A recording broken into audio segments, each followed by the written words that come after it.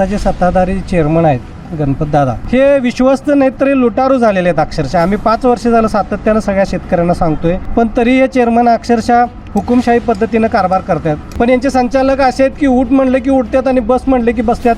फुकट पगार आपल्याला मिळतोय, पाकिट महिन्याला चहा पान मिळतोय, गावात पुशारकी मारायला मिळते आम्ही संचालक आहे म्हणून. हे कारखान्याचं हित जपणारे नाहीत. भविष्यात हा कारखाना यांनी डबघायला आणतील. हे असला सगळा आंधळा कारभार या लोकांचा आहे. कारखाना चांगला चालू आहे, सभासदां समाधानी आहेत, अशा पद्धतीची वक्तव्य. आपले पोरं किंवा आपला भाऊ किंवा आपला चुलता कोणतर त्या कारखान्यात लावलाय, बिनकामाचा पगार घेतोय, असे सगळे सभासद असतील ते चांगला चालते असं म्हणत असतील. तर शेतकऱ्यांना न विश्वासात घेता या लोकांनी काही कारण नसताना अनावश्यक असं विस्तारीकरण केलं आणि या एक्सपॅन्शनचा लाभ शेतकऱ्यांना तर झालेलाच नाही आणि या संस्थेला सुद्धा झालेला नाही.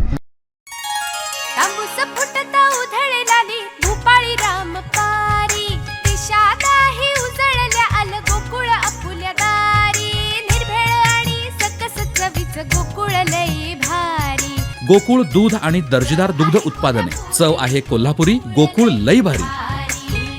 दर्शको नमस्कार, KK न्यूजमध्ये आपल्या सगळ्यांचं मनापासून स्वागत आहे. मी आता शिरोळ तालुक्यामध्ये आहे. शिरोळ तालुक्यातील दत्त सहकारी साखर कारखान्याची निवडणूक कार्यक्रम आता जाहीर झालेला आहे आणि तसं बघायला गेलं तर ह्या तालुक्यामध्ये ऊस उत्पादक शेतकरी हे मोठ्या प्रमाणामध्ये आहेत. ऊसाचं हेक्टरी उत्पादन सुद्धा ह्या तालुक्यामधून चांगलं आहे आणि ह्या तालुक्यामध्ये या दत्त सहकारी साखर कारखान्याची निवडणूक कार्यक्रम जाहीर झाल्यानंतर हे विरोधी पॅनल जे उभा करण्यासाठी इच्छुक आहेत ते आता धनाजी चुडमुंगे सर आता आपल्यासोबत आहेत. आंदोलन अंकुशच्या माध्यमातून आपण शेतकऱ्यांच्यासाठी असेल किंवा वेगवेगळ्या ह्याच्यावरती आपण कार्यशील असताय.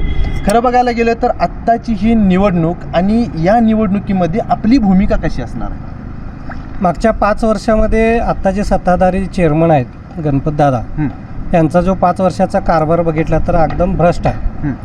तो शेतकऱ्यांच्या हिताचा तर अजिबातच नाही, पण या संस्थेच्या हिताच्या दृष्टीनं सुद्धा हा चुकीचा आहे. मागच्या 5 वर्षामध्ये यांनी जर प्रमुख चुकीचे कारभार जर केलेले बघितले तर शेतकऱ्यांना न विश्वासात घेता या लोकांनी काही कारण नसताना अनावश्यक असं विस्तारीकरण केलं. 9,000ची आमची ज्यावेळी मिल होती त्यावेळी जवळपास 10,000 11,000 हे गाळप करत होते आणि 130-135 दिवसामध्ये 12 लाख 13 लाख आपलं गाळप एकूण होत होतं कारखान्याचं. पण यांनी 300-350 कोटी रुपये खर्च करून अनाकरण जे ह्याने एक्सपॅन्शन केलं आणि त्याचा फायदा शेतकऱ्यांना काय झालेला नाही. दरवेळी आता यांच्या वडिलांच्यापासून हे सांगत आलेले आहेत, म्हणजे 2,500ची आमची मिल होती सुरुवातीला. त्यानंतर प्रत्येक एक्सपॅन्शनच्या वेळी यांचं एक मत असायचं की आम्ही एक्सपॅन्शन करतोय म्हणजे शेतकऱ्याचा ऊस लवकर तोडता यावा म्हणून. पण मागच्या वर्षीचा जर यांचा सगळा एकूण कामकाज बघितलं तर 12,000चं एक्सपॅन्शन झालेलं आहे आणि तरीसुद्धा आमच्या भागातला शिरोळातलाच ऊससुद्धा यांनी जानेवारी-फेब्रुवारीमध्ये लावणे अडसाली तोडलं. म्हणजे 18-19 महिन्यानंतर यांनी ऊस आमचा तोडलेला आहे आणि या एक्सपॅन्शनचा लाभ शेतकऱ्यांना तर झालेलाच नाही आणि या संस्थेला सुद्धा झालेला नाही. हा संचालक आणि चेअरमॅनमध्ये त्यामध्ये फार मोठा भ्रष्टाचार केला, त्यांना त्याचा लाभ झाला आहे. पण ज्या उद्देशानं ही एक्सपॅन्शन केलं ते मात्र संपूर्णपणे फेल झाले. या एक्सपॅन्शनमध्ये 147 कोटी रुपयाची एक हिने नवीन डिस्लरी तयार केली आणि ही डिस्लरी इथेनॉल निर्मितीसाठी हिने वापरायची होती.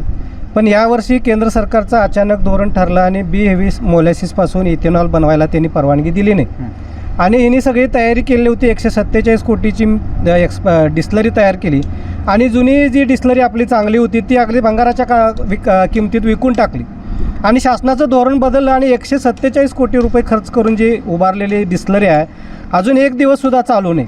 मध्ये 2 महिन्यापूर्वी केंद्र सरकारनं परत बी हेवी मोलॅसिसपासून इथेनॉल बनवायला परवानगी दिली.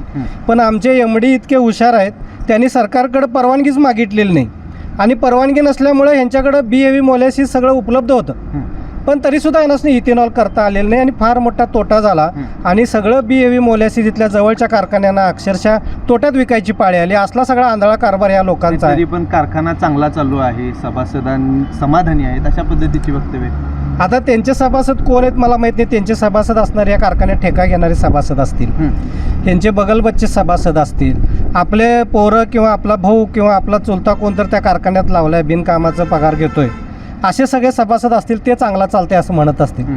पण तुम्ही इथल्या सामान्य कुठल्याही एका शेतकऱ्याला बांधावर जाऊन जर विचारला तर शेतकरी याला कुठलाही चांगला म्हणणार नाही या कारखान्याला. हे विश्वस्त नाहीत तरी लुटारू झालेले आहेत अक्षरशः. आम्ही 5 वर्ष झालं सातत्यानं सगळ्या शेतकऱ्यांना सांगतोय आणि या कारभाराच्या प्रत्येक गोष्टीला आम्ही विरोध करत आलेला या कारखान्याच्या कारभाराला. पण तरी हे चेअरमन अक्षरशः हुकुमशाही पद्धतीनं कारभार करतात.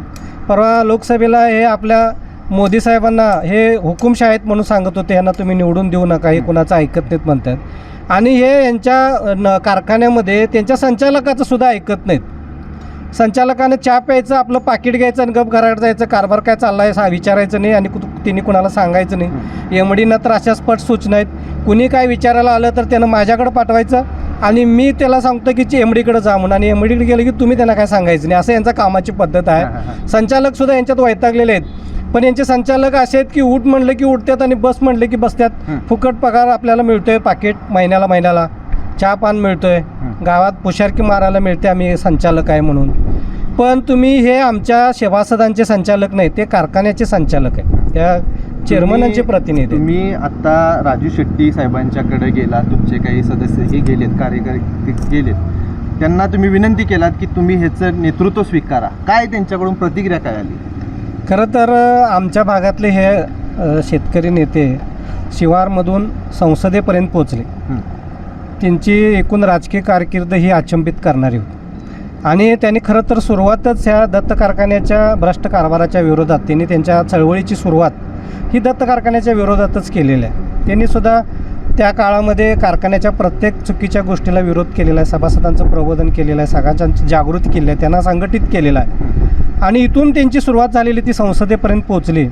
आणि त्यांनी मधल्या काळामध्ये सगळं जे चुकीचं राजकारणासाठी चळवळीचा वापर केला आणि राजकारणामध्ये तडजोडी करताना चळवळीचा बळी देऊन ह्या सगळ्या केलेल्या आहेत आणि त्याचा फटका त्यांनाच मागच्या 2 निवडणुकीमध्ये बसल्यामुळे ते आता सध्या नव्यानं सुरुवात करण्याच्या भूमिकेमध्ये. त्यांनी परवा जाहीररित्या तसं एक आपलं मत परिवर्तन पण झाले म्हणले आणि आता मला नव्यानं सुरुवात करायची आहे म्हणले सगळ्या शेतकरी चळवळीची. मग आम्ही त्यांना आवाहन केले की ठीक आहे, तुम्ही नव्यानं सुरुवात करणार आहे तर तुम्ही इथनं दत्त कारखान्याच्या ह्या निवडणुकीपासूनच सुरुवात करा.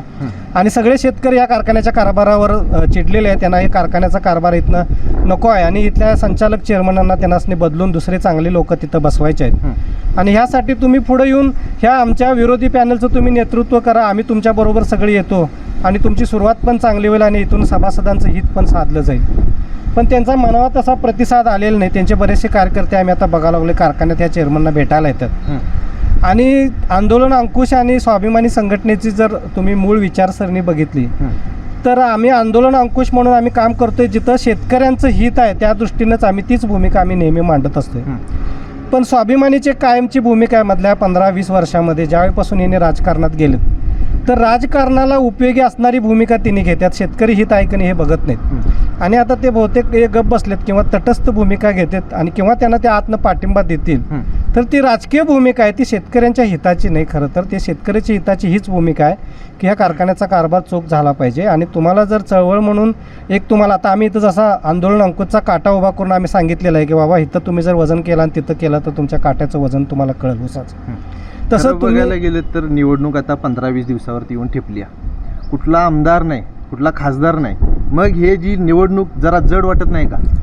जड काय असते, जडचा विषय नाही, हा सगळा लोकांचा लढा आहे. आणि हे जे मतदार हे सभासद आहेत, सगळे राजकीय आमदार खासदार जर सभासद असते आणि ते आमच्याबरोबर नाहीत मग आम्ही म्हणलं असतं बाबा हे खरोखरच जड आहे. हे सभासद सामान्य शेतकरी सभासद आहे आणि तो इथं मतदार आहे. आणि सभासदाच्या मनात काय आहे आम्ही दररोज बोलून त्यांच्याबरोबर आम्ही ज्यावेळी बैठका घेतो त्यावेळी सगळ्या सभासदाच्या मनातलं आम्हाला जाणते. फक्त त्या सभासदाला ते व्यक्त होता येत नाही आणि त्या सभासदांचा आवाज म्हणून आंदोलन अंकुश काम करतं. आणि तो आवाज आम्हाला असं म्हणतोय की बाबा ह्या कारखान्यातले जे चेअरमन संचालक आहेत हे बिनकामाचे आहेत, हे भ्रष्ट आहेत, हे कारखान्याचं हित जपणारे नाहीत, भविष्यात हा कारखाना यांनी डबघायला आणतील, ह्यांना बदलायला पाहिजे असं सभासदाचं मत आहे. आणि ते मत ऐकून आम्ही ह्या निवडणुकीमध्ये भाग घेतलेला आहे. आमच्याबरोबर कोण आहे तर आमच्याबरोबर सभासद आहे, आमच्यावर आमदार खासदार येणारच नाहीत. कारण का आमची भ्रष्टाचाराच्या विरोधातली कायम भूमिका असते, प्रस्थापितांना विरोध करणारी आमची भूमिका असते. सभासद आता ह्या वेळेला ह्या निवडणुकीला मागं राहील का आपल्या? आता आम्हाला तर अपेक्षित आहे जर सभासदापर्यंत जर आम्ही चांगल्या पद्धतीने पोहोचू शकलो, त्याला समजावून सांगू शकलो अजून, आणि हा निवडणूक कालावधी जर आम्हाला 15 दिवसाचा या लोकांनी जर दिला तर आम्ही 100% ह्या कारखान्यामध्ये परिवर्तन घडवायसाठी प्रयत्न 100% करू. खरं बघायला गेलं तर दत्त सहकारी साखर कारखाना या कारखान्याची लागलेली ही निवडणूक, त्या माध्यमातून आपण के न्यूज चॅनलच्या माध्यमातून घेतलेला हा आढावा, आंदोलन अंकुश याच्या माध्यमातून सुरू असलेले ह्यांचे हे काम. आणि खरं बघायला गेलं तर ह्या निवडणुकीमध्ये उभारत असलेले हे विरोधी पॅनल आणि त्यांची घेतलेली आपण ही प्रतिक्रिया. या निवडणुकीमध्ये बघायला गेलं तर 24 ते 25 हजारच्या आसपास काहीतरी सभासद आहेत. 15,000च्या आसपास ह्या शिरोळ आणि हातकणंगले भागामधले सभासद, आणि बाकीचे जे सभासद आहेत हे कर्नाटक भागामधले सभासद आहेत, सीमा भागामधले सभासद आहेत. आणि ही निवडणूक जी आहे ती 24 तारखेच्या आसपास ही निवडणूक कार्यक्रम आता हा डिक्लेअर करण्यात आलेला आहे. के न्यूज चॅनलच्या माध्यमातून आपण ह्या निवडणुकीचा पूर्णतः आढावा घेणार आहे. तुर्तास तरी या व्हिडिओसह मी इथं थांबतो. के न्यूज चॅनलसाठी कॅमेरामन वैभव पाटील समी अभिजित, धन्यवाद. अशाच नवनवीन अपडेट पाहण्यासाठी आमच्या के न्यूज चॅनेलला सबस्क्राईब करा.